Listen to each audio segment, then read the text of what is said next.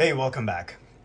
It's been a while since I did a YouTube video on my electronics lab, so I thought to do a short video on a few RF devices I had recently acquired over eBay and a few other sellers. Anyways, so over time I have collected these RF devices such as this one here. This is a DC coupler. I have an RF splitter here, and more recently I got these two here. This is a splitter. It's made by a company called N0AGI. They work in the microwave range. This one here operates in the 6 to 18 gigahertz space. So I do have a Rohde & Schwarz RF generator that does up to 3 gigahertz. However, and my HP 8594E works in the upper range of about 2.9 gigahertz. So I wouldn't be able to test this, at least not today. So let me put that aside. But this one here is more interesting to me because this kind of falls in the range where, let me see if I can get this to focus. There you go. This works in the 300 megahertz up to 4.2 gigahertz. And this is a mixer made by, of course, Mini Circuits. They do make quite a good products. And in any case, so what I was hoping to do in this video is use this device with my Rohde & Schwarz signal generator, and then hook it up to my spectrum analyzer along with my Siglent RF generator. Before we go there, I bet most of us know what a mixer does, but for those who are new to this device or these types of devices, let me show you quickly. Again, I'm not an electronics or an RF engineer by trade, so I'm purely looking at this from a hobbyist point of view. So what I'm going to share, take it with a grain of salt, and I'm sharing what I know. Sometimes I don't know what I don't know. So, but I'm going to share what I know. So again, take it with a grain of salt. So for those who are new to mixers, RF mixers, let me quickly talk you through what they do and how we could leverage these devices in your RF hobbies or experiments or whatever. I'll be right back. Okay, so what does a mixer do? Let's maybe start there. So let me start with this visual. When you look at a mixer, an RF mixer device, there's really three network nodes or ports per se.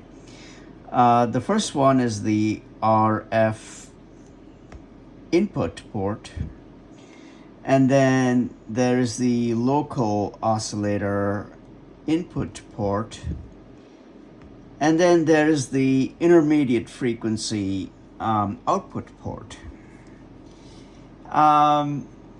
So what an RF mixer does is it takes the RF frequency, the local oscillator frequency, and then it comes up with a sum of R plus L and puts it out to the intermediate frequency. It also does a delta of R minus L and puts it out in the frequency, in the intermediate frequency. So as an example, let's say if You had 14 megahertz in your RF input.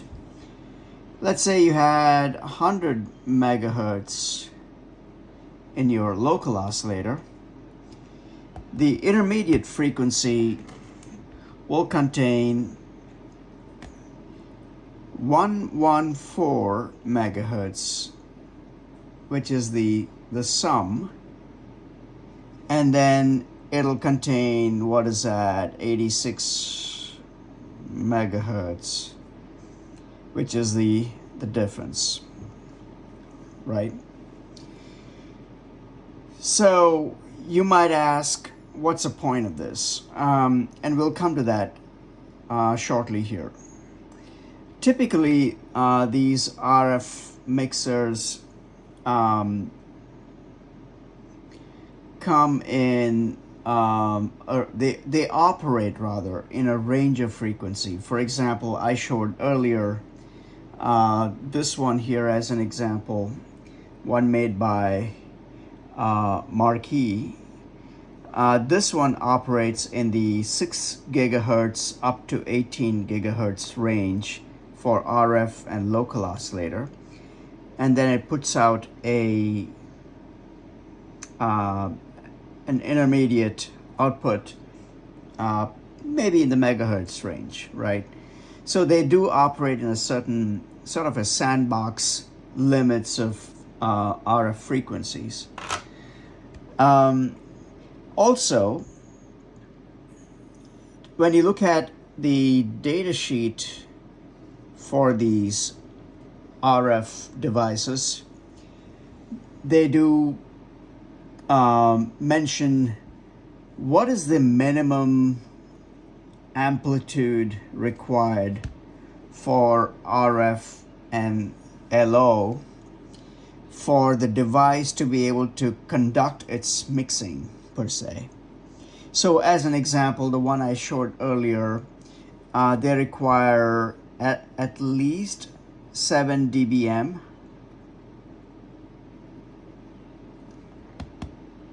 range of amplitude for RF and local oscillator for this thing to operate. So now let's get into what's the point of this all. Okay, this is cool. Yeah, it's giving you a good mix of so when you plot this graph as an example, let's say this was your frequency and this was your amplitude. Your 100 megahertz, let's say, was your center frequency. The 114 would be 14 megahertz apart, so that'll be 114, and this would be 86, right? So you would have, at a minimum, 3 peaks you would notice in your spectrum analyzer. One is the original 100 megahertz,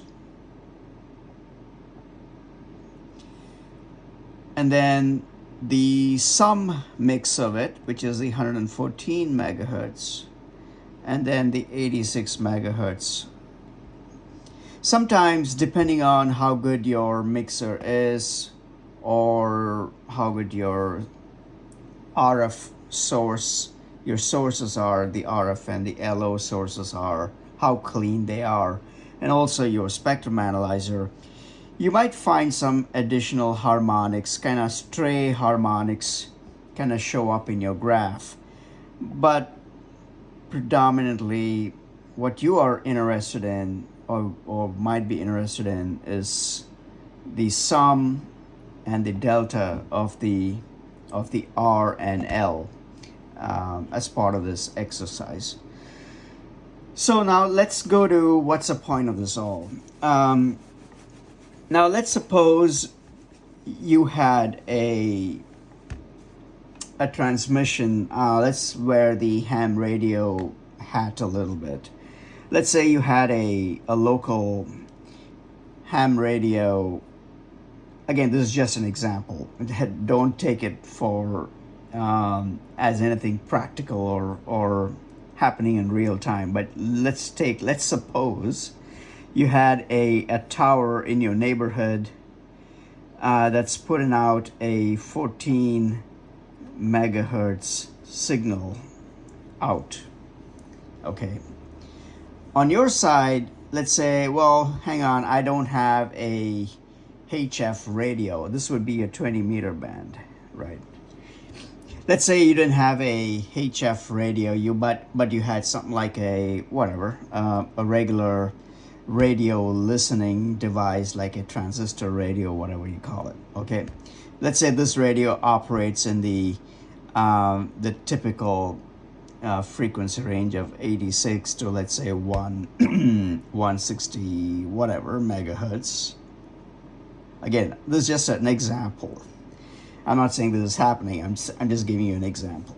So you have a HF tower that's transmitting some audio in 14 megahertz, but on your side, you don't have a radio to listen to that frequency.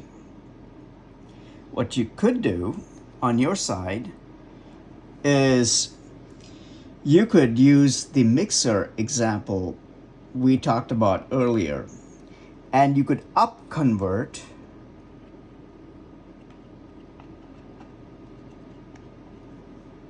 the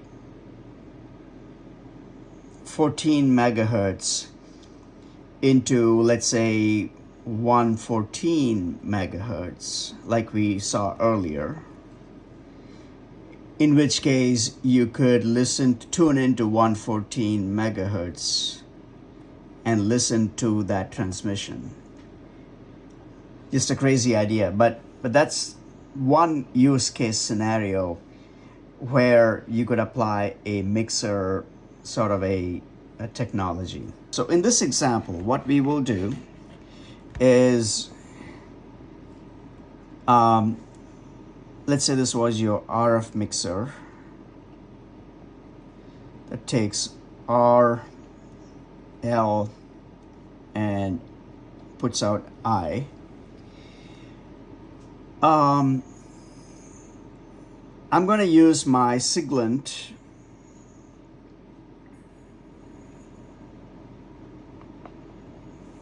RF generator and feed R, the R port, 14 megahertz. Let's say, just to mimic the scenario here. And then on my local oscillator side, I have my Roden Schwartz. That'll put out, let's say, 100 megahertz. Okay. On the intermediate side, I'm going to feed that into my HP 8594E spectrum analyzer. And then we should be able to view the graph that we talked about earlier, right? So the graph where you would have the 100 megahertz, the 86 megahertz, and the 114 megahertz graph, we should be able to visualize that in our spectrum analyzer. So that's a quick example. Let me get this set up, and I'll be right back. Okay, so this is the RF mixer we were talking about earlier. It operates between 300 megahertz and 4.2 gigahertz, made by Mini Circuit, and that's the model name right there, ZEM 4300 Plus. Okay, so the way I have set this up is as follows. Let's talk about the RF. The RF is fed by my Siglent 1032X, and it puts out, let me see if I can get this focused here. Okay, so right now the port number 2 is hooked up to my mixer's RF, and what I got here is I'm mimicking the 14 megahertz transmission. My amplitude is 7 dBm and my load is 50 ohms. Okay, so it's not running yet. That's my setup. I haven't quite started transmitting yet. It's still off.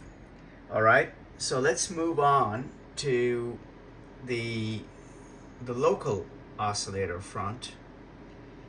The local oscillator is hooked up to, let me see if I can get this to focus here.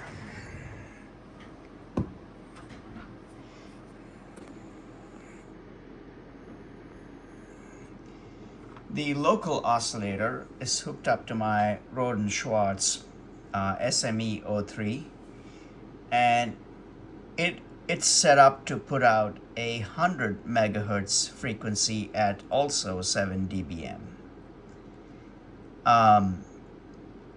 Okay, again, it's not running yet.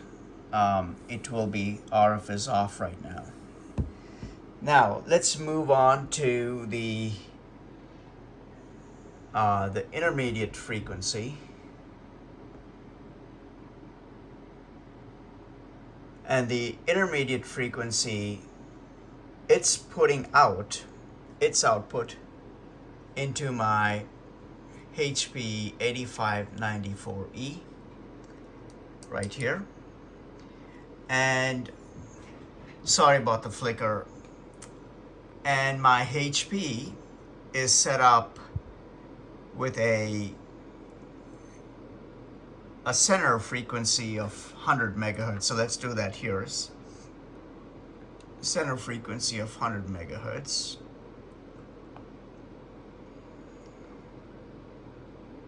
And my span is set up to 15 megahertz.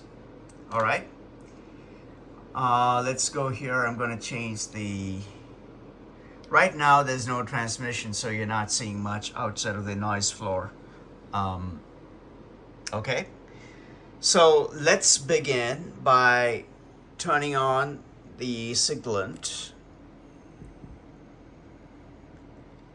And when I do that, it's putting out the 14 megahertz transmission.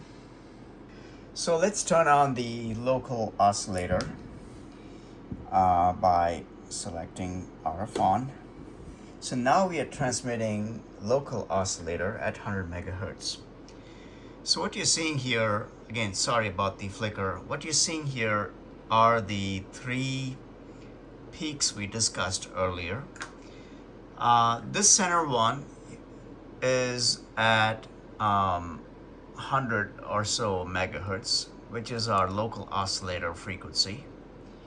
And then this right hand side one, let's go to peak search. It's right here, peak search. And then let's click peak right. And that is 114, which is the sum of 100 plus 14 megahertz. And then this one, the left one, should be the delta. So we'll go peak left, peak left, peak left, and that's about 86 megahertz, a little over 86. Now, we are at span about 50 megahertz, but if you increase the span, you will see the harmonics of these other peaks. So let's do that. Let's go to span. And then I'm going to change the span from 50 to, let's say, 75 megahertz. Let's see what happens. As you can tell, not only do we have these other peaks, let's go to peak search. That's your 86. And let's do peak right. which is your 100, peak right, which is your 114. If you do peak right again, that's the next sum peak, which would be 128 megahertz. So these are each 14 megahertz apart. Okay. So let's go to peak left. This would be 71 megahertz, as you can tell here, which would be 86 minus 14, something like that. Yeah. Okay, so I hope that was useful. Mixers are quite interesting devices. You could put them to use in scenarios where you could,